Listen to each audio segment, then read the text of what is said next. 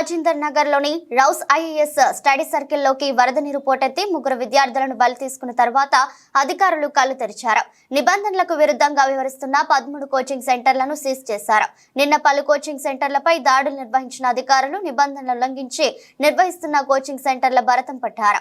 Store room గా, parking ఏరియాగా వాడుకోవాల్సిన cellar ను commercial గా ఉపయోగించుకుంటున్నట్టు అధికారులు గుర్తించినట్టు ఢిల్లీ మేయర్ షెల్లీ ఒబెరాయ్ తెలిపారు. రాజేందర్ నగర్ లోని అన్ని కోచింగ్ సెంటర్లను సీజ్ చేసినట్టు వివరించారు. అవసరం అనుకుంటే ఢిల్లీ వ్యాప్తంగా తనిఖీలు నిర్వహిస్తామని తెలిపారు.